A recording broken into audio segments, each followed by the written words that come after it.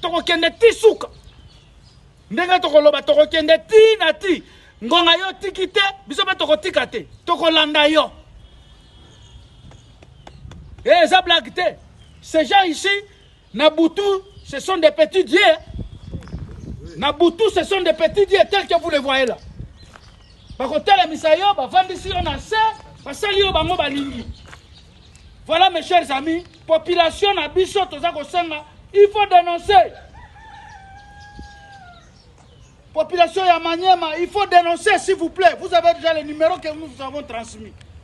Vous avez mon numéro, vous avez le numéro de mon adjoint, vous avez le numéro du commandant ville là. Vous avez 3 numéros que nous vous avons remis. Appelez à tout moment, nous sommes là pour ça. Ça c'est notre métier. Ça, c'est notre métier.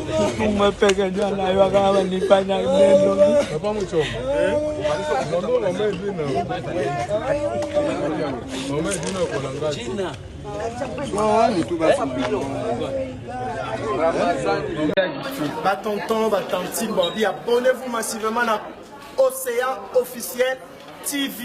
Il y a beau s'abonner. Pour les conango, on a bien tout gana. Makemba, encore makemba abonnement, ils ont makemba retour. C'était la paix, Dominoto. Champion comme c'est Océan TV. Na Paris. Pour s'abonner à la chaîne Mokoka. La chaîne Moko Océan Officiel TV. Océan Officiel TV. Babi pour s'abonner. La chaîne Moko Oyo Calamité. Mokande ok. Quand on est mamoué, bandobi. Vraiment pour ça, on a toujours quand des Français lobby. Comportement zobique, comportement zobique. Et fait la zanie. Océan Officiel TV. C'est du sensationnel. Merci la binôme sur Balandi. Vraiment, il y a Océan Officiel TV. Babi Boza vraiment. Salut, je m'appelle Ladia. Abonnez-vous massivement sur votre chaîne Océan Officiel TV.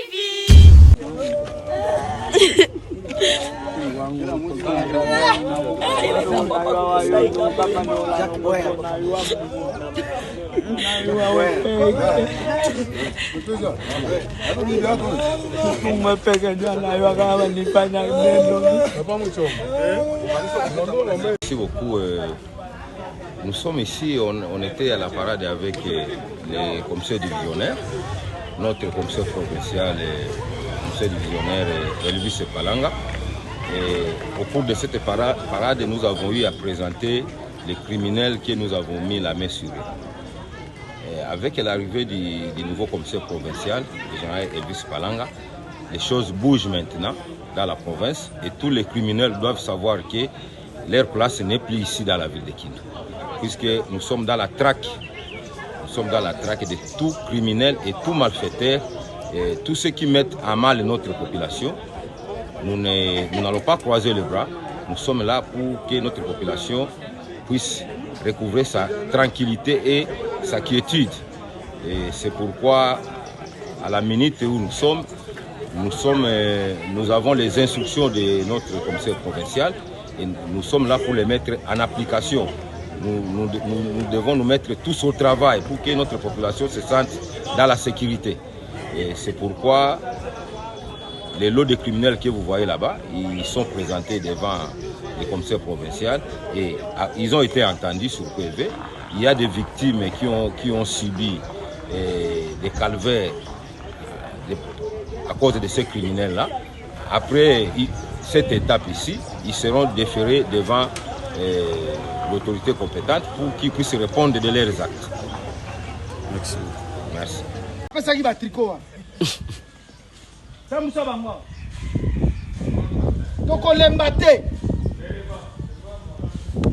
Soko yo tiki moyibi te, otiki population na biso kimia te tokozala kaka sima na yo. Soki babimiso na prison lelo, tokozala sima na yo. Obongi te, otiki te tokokanga yo tozongisi yo lisusu.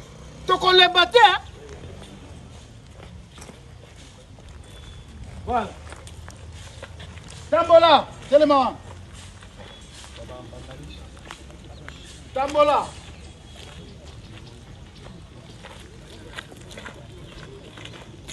awa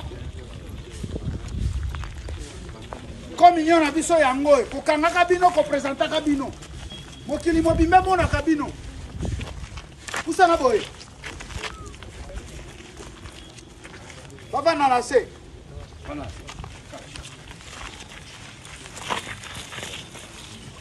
l'OPJ, toi tu as aussi la maîtrise de ça, ça à côté à premier, il y a commandant comme ça. Donc on les mabinoté, attends vous qu'est pour tout. Mais bon continuez kaka. Vous connaissez que vous avez besoin de plaisir pour la représenter Binobo. Vous croyez ça?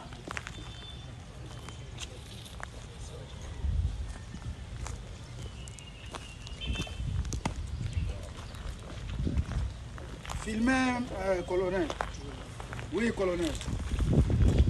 En général, je vais vous présenter cas par cas parmi les personnes qui sont amenées par devant vous.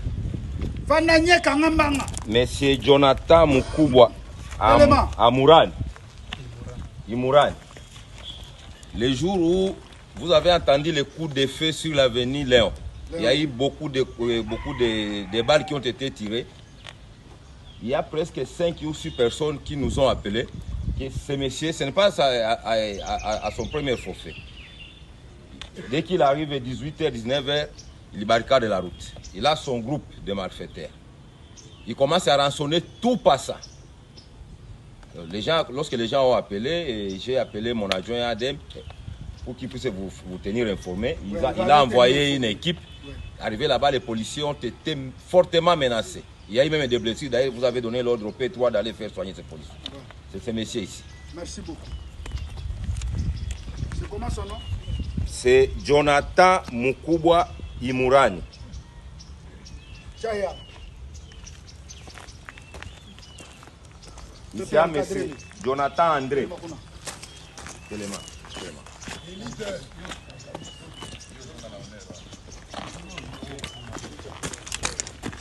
Jonathan André Kabumba Bungias Theodore Telema Ramazani Lutala bango baza ba voler ba miibi bazokotelaka bato na butu na banda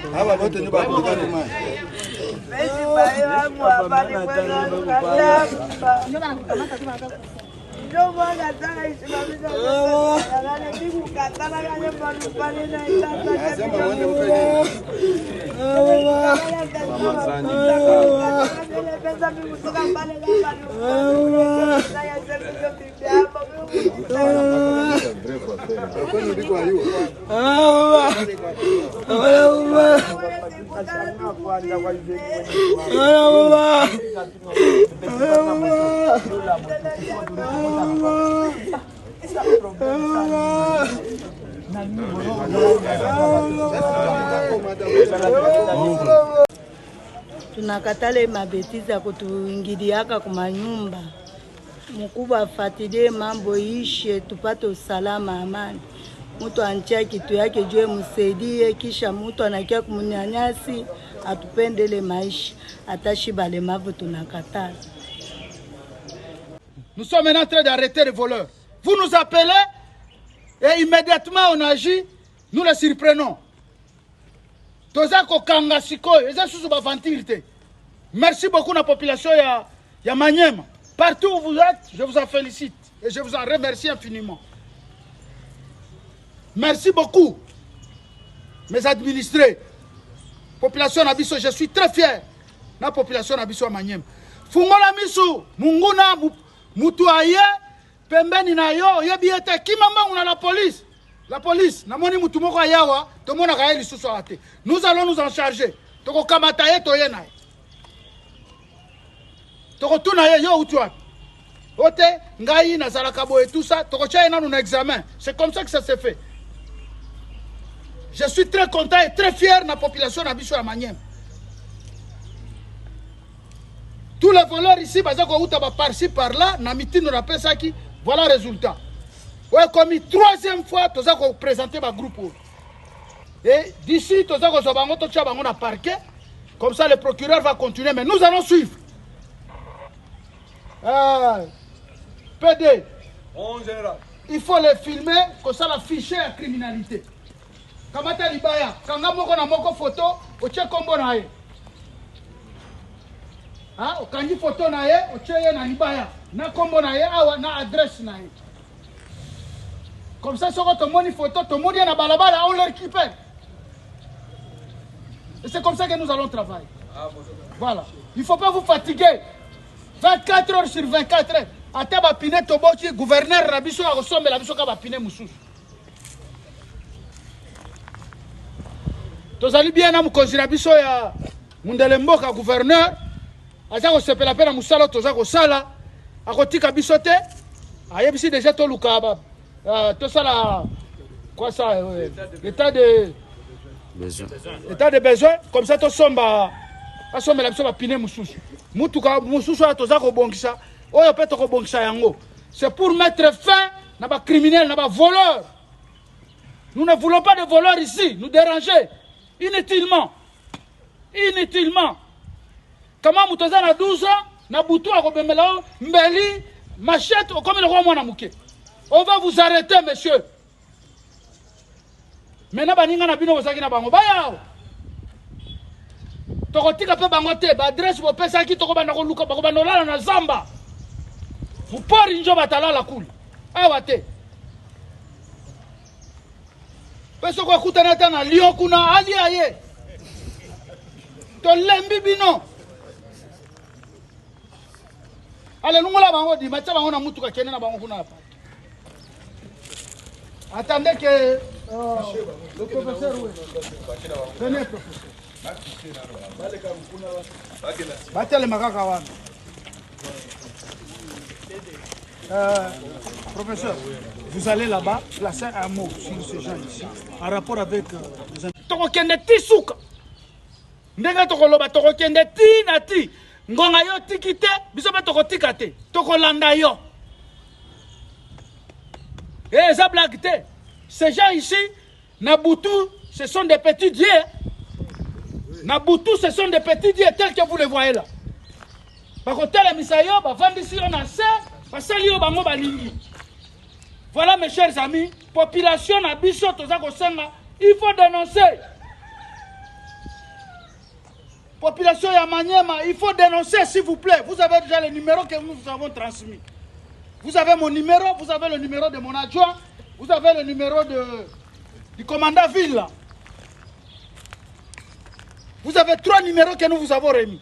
Appelez à tout moment, nous sommes là pour ça. Ça c'est notre métier. Ça, c'est notre métier. Vous nous appelez quand vous voulez. N'hésitez pas. Nous devons en finir une fois pour toutes avec ces bandits ici, qui se croient la nuit des petits dieux. Nabutu ba okuta yo ba vandisi yo ba komi ko basala boye mabe, basala yo boye mabe. Et ces gens ici. Akoya na nzete, alobeza na munduki abandi ko buka porte et tout là. Na moi ba komi ko ba ndokia, ba vandi boye ba kitimi tout. Mais la nuit ce sont des gangs. Toko kanga. Mais naza ko yebisa na bato batambola na munduki ko yib. Na sira pasi mitindo na ba patrouilleur sikoy. Oza kotambola mitu na minduki pona ko boma population. Yeba ke proportionnalité à force ezali. Oza ko utiliser arme, biso to ko utiliser arme. To ko utiliser manduki.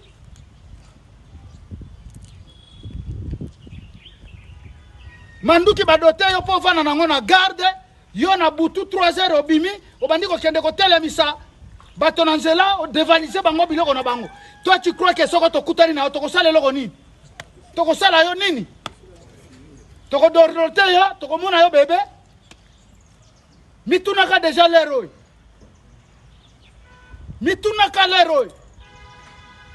Bakonzi batindi yo na poste okende kosala musala okende kozwa un déserteur okende kozwa mwa mutu moko oyo akobanda kokende kolakisa bapiste nyonso oyo ndako ezali na boye ndako eza na boye tokutani no na 0 heure 3 heures na manduki biso siko tosala yo nini? Tosala yo nini? Totika yo okende et on continue konyokola la population. Monsieur là tu te trompes. Yo moko komona il faut tika parce que bato baza kosala yango tozokanga bango ils sont là et ils acceptent, ils passent aux aveux. Mutu amande faza kondima ngai nde mutu oyo tokotelaka mama wana tozwaka 400 000. C'était combien? 400 000 francs. Sana Shiba Kaji ya Kindu, vraiment tuamshukuru generale sana, arrive yake tunaona kutakuwa changement juu na tutamusi papa general hata kule kwetu Walunguli bavuke kwenda kufanya nini, insécurité likwesha pita mais toi pamoja na general Mungu atasaidia insécurité tapunguka. Mwana ya 12 ans akomela bangi se droguer na ba mihibi bango wana baza ko kende ko banda ko dévaliser bato ba biloko na bango à 12 ans. Yo telema ozana jini 17 ans. Yo ozana jini 16 ans. Yo ozana jini 17 ans. Donc toi tu as quel âge? 14 ans. Donc liboso to banda ki ko mona muibi soko aza ko iba ezali bato ya ba 32, 33 ans, 34 ans. Lelo, bano bazako iba, azali na 12 ans, 13 ans, 14 ans. Mon côté, ça a 18 ans. Mon côté. Allez-y comme... Moi, il y a 12 ans, à comme la banque s'est drogué. Naba mihibi bango wana baza ko kende ko banda ko dévaliser bato ba biloko na bango à 12 ans. Yo telema ozana jini 17 ans. Yo ozana jini 16 ans. Yo ozana jini 17 ans. Donc toi tu as quel âge? 14 ans. Donc liboso to banda ki ko mona muibi soko aza ko iba ezali bato ya ba 32, 33 ans, 34 ans. Mais lelo, bano bazako iba, azali na 12 ans, 13 ans, 14 ans. Mon côté, ça a 18 ans. Mon côté. Allez-y comprendre qu'est-ce qui ne va pas. Il est faux sous drogue. Sous drogue.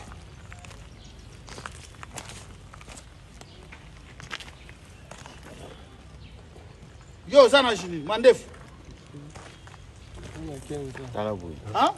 15 ans. Mandef Telema.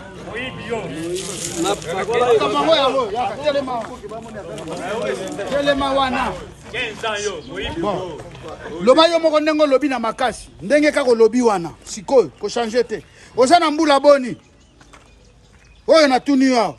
Ozana mbula boni. Ozana 15 ans. Yo ozana 15 ans. Voilà maintenant Makamango toza koloba yango.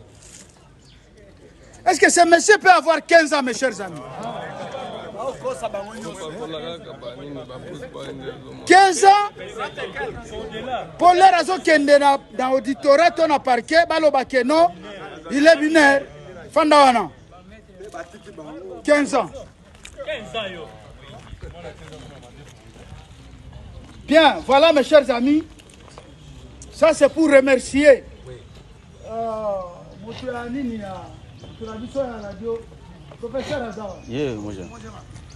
Ça c'est pour remercier notre population qui maintenant ont fini par comprendre que en étant en contact avec les commandants province, ses adjoints, ses policiers, je crois que les choses maintenant vont marcher.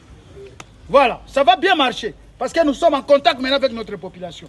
Il y a un problème la nuit, n'hésitez pas, téléphonez à n'importe quelle heure. Voilà le résultat. Nous sommes maintenant en train d'arrêter les voleurs.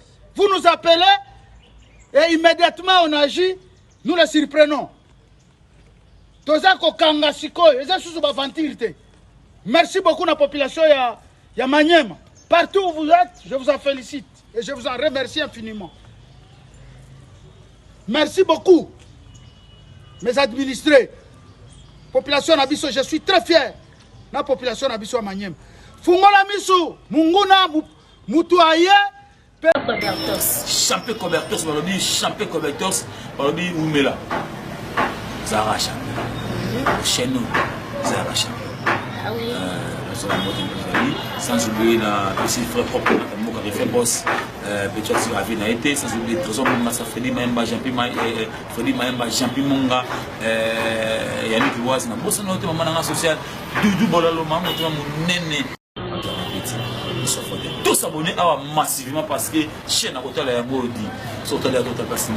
Vous avez mon lien dans le support de la Bolivie, mais ça m'a pas dans le nez. Il y a Mazam passé la somme dans Océan officiel TV. Océan officiel TV. La mission qui toko, la théâtre qui toko, la gag qui toko, la film qui toko. Kadena ngai ya ngolo. Et puis ça aussi wana, Zubik Chilette, au Klati Bamou Massa Samba, au chaîne. Toko kende tisuka. Ndenge toko loba toko kende ti na ti. Ngonga yo tikite, biso ba toko tikate, toko landa yo. Et ça blague te. Ces gens ici, Nabutu, ce sont des petits dieux. Nabutu, ce sont des petits dieux tels que vous les voyez là. Par contre, les misayo, bah vendisi on a ça, bah salio bah mo balingi. Voilà mes chers amis, population na biso tozako senga, il faut dénoncer. Population ya Maniema, il faut dénoncer s'il vous plaît. Vous avez déjà les numéros que nous vous avons transmis. Vous avez mon numéro, vous avez le numéro de mon adjoint, vous avez le numéro du commandant ville. Là. Vous avez 3 numéros que nous vous avons remis. Appelez à tout moment, nous sommes là pour ça. Ça c'est notre métier. Ça c'est notre métier. Vous nous appelez quand vous voulez. N'hésitez pas. Nous devons en finir une fois pour toutes avec ces bandits ici, qui se croient la nuit des petits dieux. Nabutu ba okuta yo, ba vandisi yo, ba komi ko basala boye mabe, basala yo boye mabe mabe. Et ces gens ici.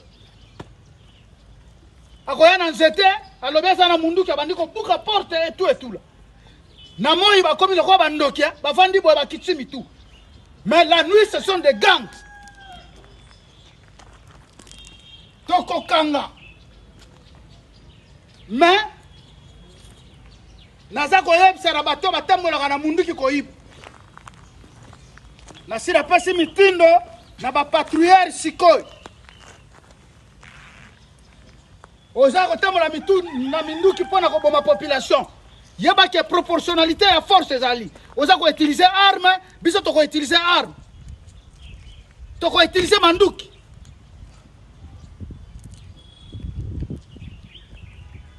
Manduki badote yo po vana nango na garde, yo na butu 3 heures obimi, obandi ko kende ko telemisa, bato na nzela o devaniser bango biloko na bango. Toi tu crois que soko to kutani na to ko sala loko nini? To ko sala yo nini? To ko dorlote yo, to ko mona yo bébé. Mitunaka déjà l'héroï. Mitunaka l'héroï. Ba konzi batindi na poste, o kende ko sala musala, o kende ko so un déserteur. Ok, qu'on soit moi, mutumoko oya ko bandoko kende ko lakso ba piste nyoso o ndako ezali na boy, ndako ezali na boy. To kutani no na 0h 3h na manduki. Biso siko to sala yo nini? To sala yo nini? To tika yo ken. Et on continue ko nyoko la population. Monsieur là tu te trompes. Yo moko ko mon. Il faut tika parce que bato baza ko sala yango tozo kanga bango. Tozo kanga bango ils sont là. Et ils acceptent. Ils passent aux aveux. Mutamande faza ko ndima ngai nde mutu oyo tokotelaka maman wana tozwaka ye 400 000. C'était combien? 400 000 francs.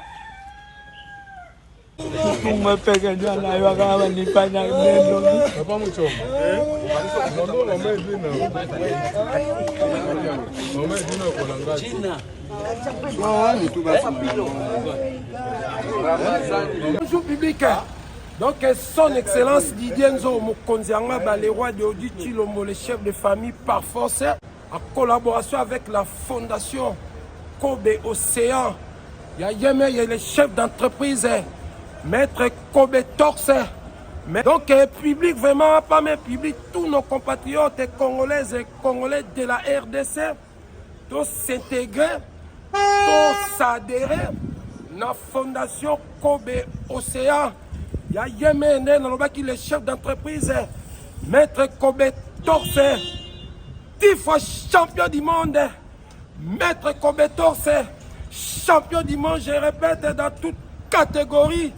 Ceux qui ont méqué vraiment, même si tu mesures plus de 2 mètres, même si tu pèses plus de 200 kilos, au Kosani Libomoye, maître Kobe Torse, à Kosepesayo, mais dans le cadre d'investissement de notre plus beau pays, la République démocratique du Congo, maître Kobe Torse, vraiment, je vous assure, dans commune Angaba, y compris tout le monde en bas, maître Kobe Torse, nous tous soutenir la fondation Kobe Océan. Toi, ça qui dit là l'éternel, toi, ça qui dit là public, vive la RDC. Merci, son excellence. La fondation Kobe, tout ça, on a toujours tout ça, on a fondation Kobe. Donc, c'est la magambo. C'est ça magambo, pour soutenir, tout ça, on a pour nous aider, l'union sur les Zoukoma, le CP là. Donc, félicitations Kobe Torse, félicitations vraiment. Yeah. Ouais, fondation Kobe. Il y a été Aristote, fondation Kobe. Ouais, mon boss, mon pacificateur. Fondation Kobe. On est là. Fondation Kobe Océan. Fondation Kobe Océan. Fondation Kobe Océan. Fondation Kobe Océan.